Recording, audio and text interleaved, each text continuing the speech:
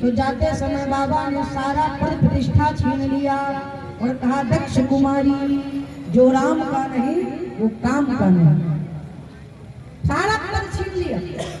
और कुछ समय के बाद बाबा अद्भुत भक्ति देकर अगस्त्य ऋषि जी को प्रस्थान किए। उसी समय कहीं अवसर भर जन्म ही भारा हरि रघुवंश लीन अवतारा। त्रेता में चक्रवर्ती सम्राट महाराज दशरथ सिंह राम जी का प्रागट्य भया, श्री जानकी जी से विवाह भया, 14 वर्ष का वनवास भया, जानकी जी का हरण भया। माँ के वियोग में राम जी विलाप कर रहे हैं, खग मृग है मधुकर श्रेणी तुम देखी सीता मृग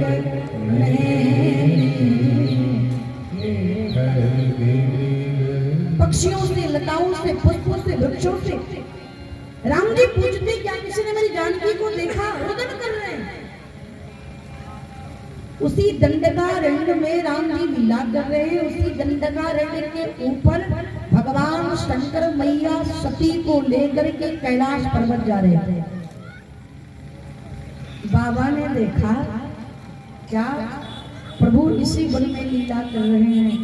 शंकर जी के मन में भाव जगा, जिन रघुनाथ जी की कथा सुनकर कान धन्य भया है, वो रघुनाथ जी का दर्शन मिल जाए तो कान के साथ साथ नेत्र भी धन्य हो जाएगा। इसलिए बाबा राम जी को खोजने लगे। अब आपसे प्रश्न करें, लंका किस दिशा में है? दक्षिण। अब आप लोग चुप रहिएगा। कैलाश पर्वत किस दिशा में है मैया? हाँ, अरे क्या बात है, ताली बजाओ, ताली बजाओ, क्या बात है। कम्मता को लेनारी शक्ति कुछ नहीं कर सकती, बहुत समझा। लंका दक्षिण दिशा में और कैलाश पर्वत उत्तर की ओर है। राम जी दक्षिण जा रहे हैं, शंकर जी उत्तर जा रहे हैं। अब बताओ, कोई इधर जा रहा है, कोई उधर जा रहा है, तो मिलना संभव है क्या? संभव है क्या? नहीं। लेकिन मिलेंगे। शंकर जी उत्तर की तरफ जा रहे हैं, राम जी दक्षिण की तरफ जा रहे हैं। खोज रहे प्रभु कहाँ, प्रभु कहाँ। जब राम जी ने देखा कि महादेव दर्शन करना चाहते तो केवल शिव जी राम जी का दर्शन नहीं करना चाहते, राम जी भी शिव जी का दर्शन करना चाहते। इसीलिए राम जी ने लक्ष्मण जी से कहा, लक्ष्मण थोड़ा उत्तर की दिशा में ढूंढो तो जानकी कहाँ है। बोले भैया भाभी को लेकर के दशानन इधर गया है दक्षिण दिशा में। राम जी ने कहा थोड़ा देख लिया जाए। ये कथा संकेत करती है भगवान अपने भक्त के लिए अपने जीवन की दिशा को भी बदलने के लिए तैयार हैं। ये मेरे प्रभु का स्वभाव है। राम जी दक्षिण दिशा को छोड़ करके उत्तर की दिशा में और बढ़े, और जैसे उत्तर की दिशा में गए बाबा कहते हैं शंभु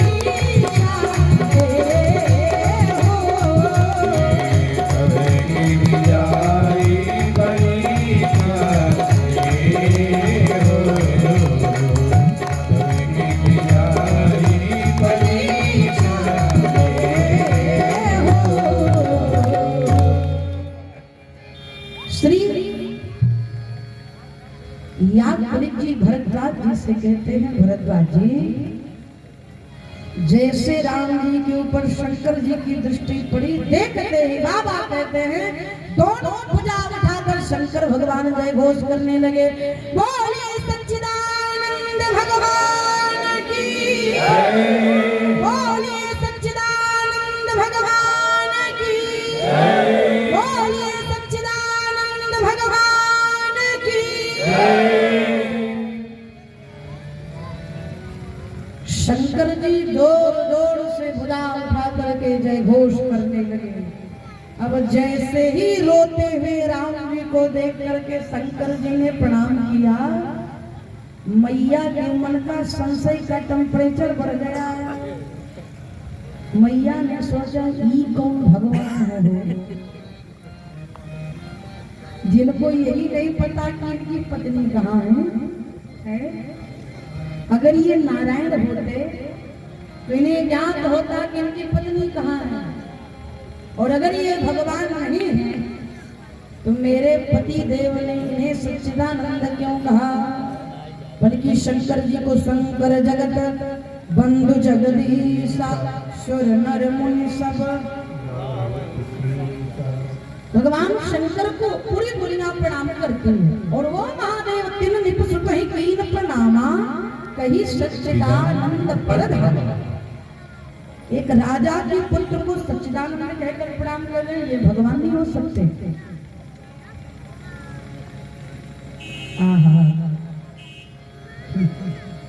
शंकर जी ने जब मैया सती की दशा को देखा तो बाबा कहते हैं देवी भ्रम ना करिए, सोई मम इष्ट देव रघुबीरा, ये मेरे इष्ट आराध्य राम जी हैं, इन्हें प्रणाम करिए।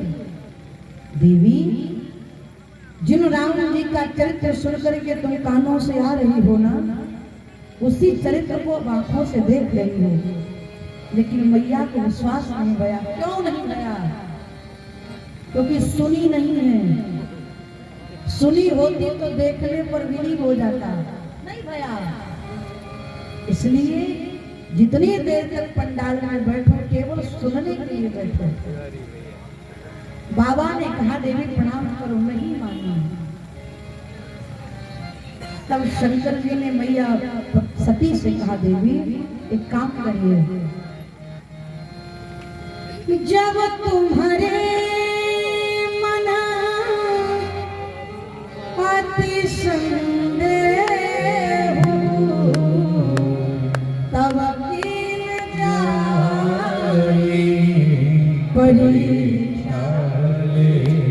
देवी, अगर तुम्हारे मन में संशय उत्पन्न हो रहा है, एक काम करो, जाकर परीक्षा ले लो, खुदे पता चल जाएगा नर है कि नारायण। मुझे लगता है यहाँ पर मैया को सावधान हो जाना चाहिए था कि अगर प्रभु परीक्षा लेने के लिए कह रहे हैं तो संशय करना ठीक नहीं है। लेकिन माधव की माया है जिस पर प्रभाव कर दे अपना। माँ ने कहा ठीक है। बाबा कहते हैं देवी एक बात और, जय से जाय मोह भ्रम भारी करे उसको जतन विवेक विचार। आप अपने भ्रम को दूर करिएगा, लेकिन बुद्धि से नहीं, फिर विवेक से। बुद्धि से कार्य करोगे तो फेल हो जाओगे।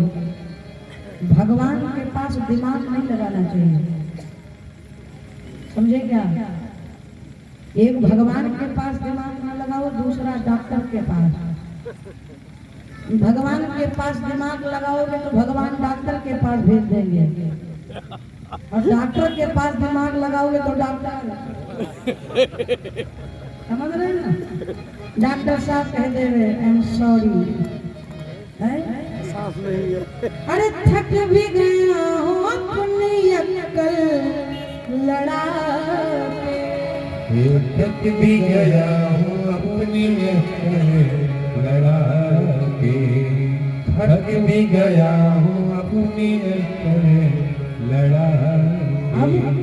मेरा जीवन हुआ है हराम, मेरे अलवे राम, मेरा जीवन हुआ है हराम, मेरे अलबेला। इसको लगाओगे परेशान रहोगे। अलबेले राम मेरे अलबेले श्याम, अलबेले राम मेरे अलबेले। दुनिया का होकर देख लिया तेरा होना बाकी, इसलिए तेरी मर्जी का और तेरी मर्जी का, तेरी मर्जी का मैं हूँ गुलाम। ओ मेरे अलबेले राम तेरी मर्जी का मैं हूँ गुलाम, ओ मेरे अलबेला।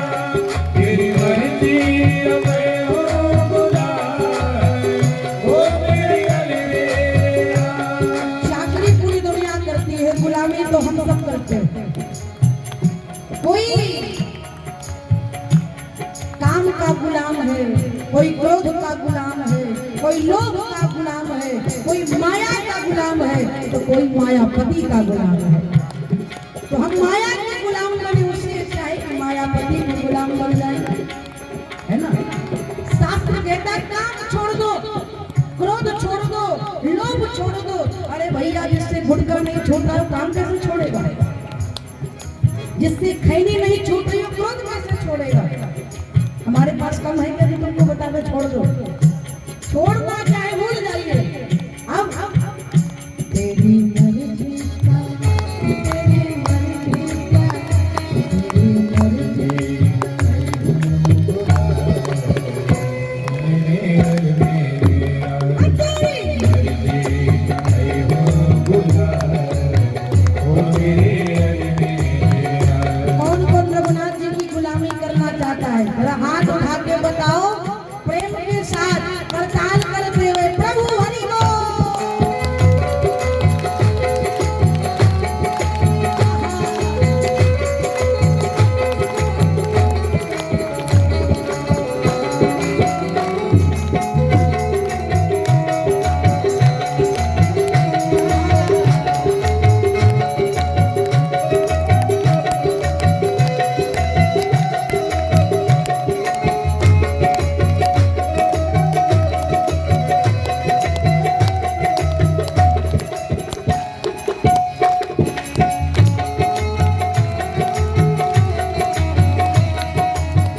तेरी रजा में अब कर ली है राजी, तेरी रजा में अब कर ली है राजी, तेरी रजा में अब कर ली है राजी।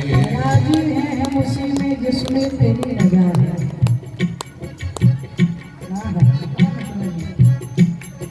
राजी हैं हम उसी में जिसमें तेरी रजा है, और जिस हाल में तू रखे उसी में मजा है।